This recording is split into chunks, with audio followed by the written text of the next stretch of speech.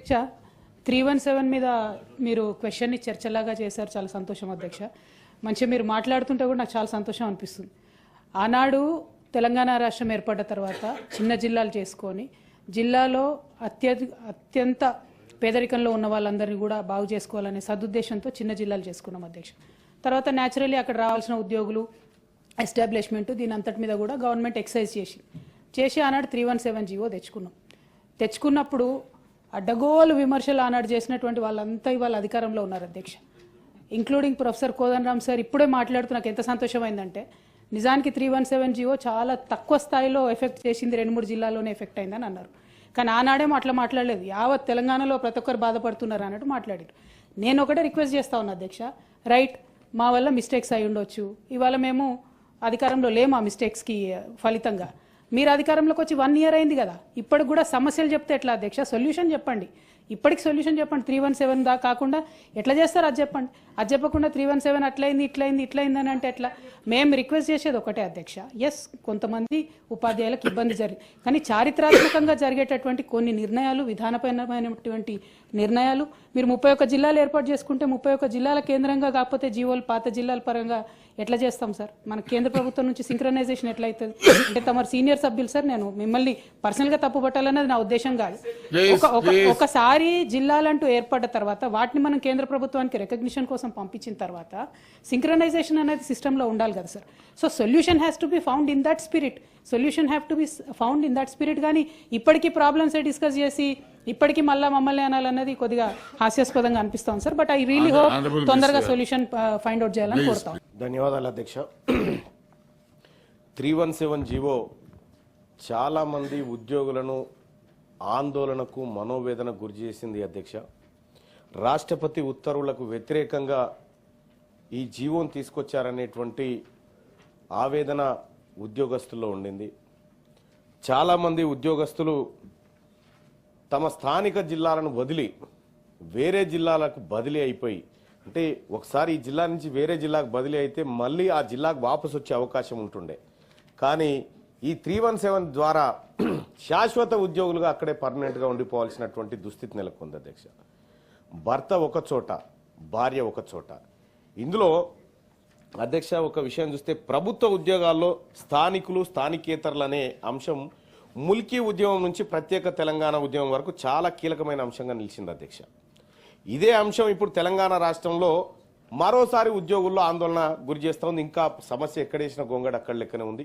కొంతేదో ఆ సమస్య పరిష్కారానికి రాష్ట్ర ప్రభుత్వం కేబినెట్ సబ్ కమిటీ ద్వారా ఏదో ప్రయత్నం చేసినప్పటికీ కూడా ఇంకా పూర్తి స్థాయిలో ఆటి 317 భయాందోళనలు ఇంకా తొలగిపోలేదు అధ్యక్ష. 2018 సంవత్సరంలో ప్రభుత్వం ఉద్యోగాల కేటాయింపులో అప్పటి రాష్ట్ర ప్రభుత్వం కొత్త జోనల్ వ్యవస్థను ప్రవేశపెట్టింది. రాష్ట్ర విభజనకు ముందు వరకు తెలంగాణలో మొత్తం 10 జిల్లాలు జోన్ 5, జోన్ 6 కింద ఉండేటి అధ్యక్ష. ఆ తర్వాత 33 జిల్లాలు ఏర్పాటు చేసిన తర్వాత 7 జోన్లు 2 మల్టీ జోన్లు చేసింది అధ్యక్ష. ఈ పునర్వ్యవస్థీకరించిన తర్వాత కొత్త జోన్ల వ్యవస్థ అమల్లోకి రావడంతో కొత్త జిల్లాలకు, కొత్త జోన్లకు, మల్టీ జోన్లకు ఉద్యోగాలను సర్దుబాటు చేసుకోవడానికి 317 జీవో తీసుకొస్తే అది ఉద్యోగులకు ఆప్షన్ కూడా ఇచ్చారు అధ్యక్ష. ఇచ్చిన తర్వాత ఇక అసలు సమస్యలు స్టార్ట్ అయినాయి అధ్యక్ష.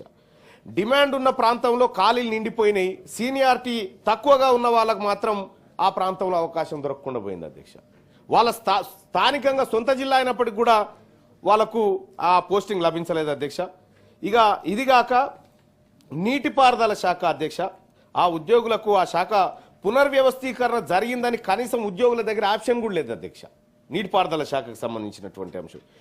ఇక ఉద్యోగులను స్థానికత కూడా చూడకుండా వాళ్ళని ఇతర జిల్లాల్లో కేటాయించారు, కానీ స్థానికత ఆధారంగా జరగలేదు. కేవలం ఉమ్మడి జిల్లా సీనియారిటీ ఆధారంగా ఉద్యోగుల సర్దుబాటు చేశారు అధ్యక్ష. అది ఎట్లా పడితే అట్లా చేసుకుంటూ పోయారు అధ్యక్ష. గతంలో మరి ఆ ప్రభుత్వానికి ఎవరు సూచన చేసిరో ఎవరు ఏం చెప్పిరో కానీ 317 ఒక తెలంగాణ ఉద్యమాన్ని తలపించే విధంగా ఉద్యోగుల్లో తయారైపోయింది అధ్యక్ష. ఇప్పటికి కూడా ఆ పరిస్థితులు ఉన్నాయి. దీనివల్ల ఈ నీటిపారుదల శాఖలో జూనియర్లు అందరూ స్థానికేతర జిల్లాలకు బదిలీ అయిపోయినారు అధ్యక్ష.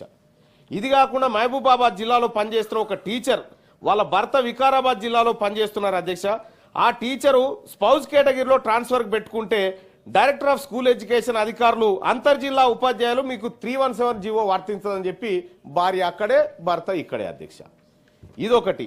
ఉమ్మడి జిల్లాకు ప్రామాణికంగా కాకుండా ఉద్యోగి పనిచేస్తూ వేతనం తీసుకుంటున్న స్థానాన్ని పరిగణలోకి తీసుకొని స్పౌస్ కేటగిరీ బదిలీకి అవకాశం ఇవ్వాలని చెప్పి తమరి ద్వారా ప్రభుత్వాన్ని రిక్వెస్ట్ చేస్తా ఉన్నాం అధ్యక్ష. ఇక అలాగే కరీంనగర్ జిల్లా తిమ్మాపూర్ మండలంలో భార్యాభర్తలు ఇద్దరు ఒకే మండలంలో పనిచేస్తుండే అధ్యక్ష. 317 జీవో కారణంగా భార్య ఆ జిల్లాలో జూనియర్ కాబట్టి రాజన్న సిరిసిల్లాకు పోయింది, భర్త సీనియర్ కాబట్టి కరీంనగర్ జిల్లాలో ఉండు. ఇక మనమడు వచ్చేసి ఈడ వేములవాడ కాడ ఉన్నటువంటి పరిస్థితి. అంటే భార్యాభర్తలని ఇట్లా కుటుంబాలను కూడా అనేక రకాలైనటువంటి ఇబ్బందులకు గురి చేసింది అధ్యక్ష 317 జీవో.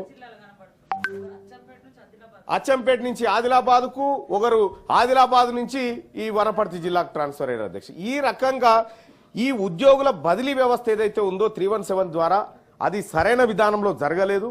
సో గత ప్రభుత్వం చేపట్టినటువంటి ఈ పొరపాటును ప్రస్తుత ప్రభుత్వం సరిచేసే అవకాశం ఎంతవరకు ఉంది, ఎప్పటిలోగా చేస్తారు, అసలు 317 బాధితులకు ఈ రాష్ట్ర ప్రభుత్వం ఇవ్వబోతున్న భరోసా ఏందనేది తమరి ద్వారా నేను ఈ ప్రభుత్వం. ఆనరబుల్ మినిస్టర్ గారు. చైర్మన్ సార్, ఈరోజు పెద్దలు ఏవిఎన్ రెడ్డి గారు, తీన్మార్ మల్లన్న గారు, కోదండరామ్ గారు, రఘోత్తమ్ రెడ్డి గారు, పెద్దలు జీవన్ రెడ్డి గారు, సోదరిమణి కవిత గారు 317 జీవోకు సంబంధించిన అంశంపై కొంతమంది అభిప్రాయాలు చెప్పారు, కొంతమంది వారి ఆలోచనలు కూడా తెలియజేయటం జరిగింది. అధ్యక్ష, మీకు తెలియంది కాదు, గౌరవ సభ్యులందరికీ కూడా తెలియంది కాదు. అసలు ఈ 317కు సంబంధించి దీని బేస్ ఏంది అధ్యక్ష? Presidential order 2018. జోనల్కు సంబంధించిన అంశం వచ్చే వరకు సరే, అది శాస్త్రీయంగా జరిగిందా, అశాస్త్రీయంగా జరిగిందా, స్థానికత గురించే పోరాటం చేసి ఆ స్థానికతకు సంబంధించిన అంశం విషయంలోనే తెలంగాణ రాష్ట్రం ఒక ప్రధానంగా ఏర్పాటు కావటం జరిగింది, అందరికి కూడా తెలుసు. కానీ స్థానికతను కోల్పోతా ఉన్న సందర్భంలో ఇంతకుముందు పెద్దలు చెప్పినారు, ఏవిఎన్ రెడ్డి గారు, తీన్మార్ మల్లన్న గారు చెప్పినట్టు వేలాది మంది ఆందోళనకు గురైనారు, చాలామంది ఇబ్బంది పడ్డారు. ఇబ్బంది పడినప్పుడు మేము తప్పకుండా చెప్పినాం 317 జీవోకు సంబంధించి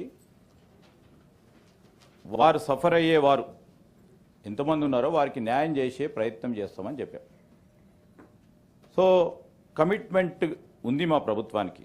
అందుకోసమే ఈ 317 జీవోకు సంబంధించి ఒక సబ్ కమిటీని ముఖ్యమంత్రి గారు మరి క్యాబినెట్ సబ్ కమిటీని ఏర్పాటు చేయడం జరిగింది. క్యాబినెట్ సబ్ కమిటీలో పెద్దలు దామోదర్ రాజనరసింహ గారి చైర్మన్ గారు, నేను, మా సోదరులు పొన్నం ప్రభాకర్ గారు అందరం కూడా సభ్యులుగా ఉండి అనేక సందర్భాల్లో చాలామంది ఒకటి ఉద్యోగాల సంఘాలకు సంబంధించిన మిత్రులతో మాట్లాడటం జరిగింది. ఈరోజు ప్రెసిడెన్షియల్ ఆర్డర్ ఏదైతే PO 2018 ఉందో ఆనాడు 2018లో ఇష్యూ చేస్తే అప్పుడు ఇంతకుముందు కోదండరామ్ గారు చెప్పినట్టు 371D పరిగణనకు తీసుకొని ఉంటే అసలు సమస్యనే ఉండకపోతా ఉండే. ఆ రోజు తీసుకోలేదు. మంచో చెడో చేశాం కనుక కవిత గారు అంటా ఉన్నారు మేము అక్కడ కూర్చున్నామని. మేము మంచి చేయాలని కోరుతా ఉన్నాం అధ్యక్ష. శాస్త్రీయబద్ధంగా ఉండాలి. రేపు పొద్దున మేము ఏం నిర్ణయం తీసుకున్నా ఈరోజు లిటిగేషన్ రాకుండా ఉండాలి, గందరగోళ పరిస్థితులు మరొకసారి సృష్టించకుండా ఉండాలి. మరి హనీ నెస్ట్ను మళ్ళా పెడితే ఆ విధంగా కాకుండా ఉండాలనే పరిస్థితితో ఈరోజు మేము అడ్వకేట్ జనరల్ గారితో 5 మార్లు కూర్చున్నాం. ఎందుకంటే రేపొద్దున లీగల్ లిటిగేషను ఈ PO 2018కు సంబంధించిన అంశము బేస్ 2018కు సంబంధించిన PO కనుక క్యాడర్ జోన్స్కు సంబంధించిన అంశం విషయంలో ఆ రోజు నిర్ణయం తీసుకున్నారు కనుక మరి కొత్త 33 జిల్లాలకి 7 zonal cadres 2 multi zone cadres ఏర్పాటు చేశారు. కరెక్టే, కొత్తగా డిస్ట్రిక్ట్స్కి వచ్చినప్పుడు జోన్స్ ఏర్పాటు చేయాలి, దాని పరంగానే మనం ప్రెసిడెన్షియల్ ఆర్డర్ తీసుకురావాలని ఉంటుంది. కానీ స్థానికత కోల్పోతారు, వాటి వల్ల ఇబ్బంది జరుగుతుంది. ఒక అడ్మినిస్ట్రేటివ్ యూనిట్గా పెడదాము, స్థానికత కోల్పోకుండా ఉమ్మడి జిల్లా కేంద్రంగా ఒక 4-5 జిల్లాలకు సంబంధించి వారికి సర్వీస్ను కాపాడుతూ, ప్రమోషన్లను కాపాడుతూ, వారి సర్వీస్ సంబంధించిన అంశాలను కాపాడుతూ ఒక యూనిట్ని తీసుకోవాల్సిన అంశం దాంట్లో పెట్టి అప్రూవల్ కోసం పంపించేది ఉండే అధ్యక్ష. దాని గురించి ఆలోచన చేయలేదు, దానివల్ల ఇబ్బంది పడతా ఉన్నారు.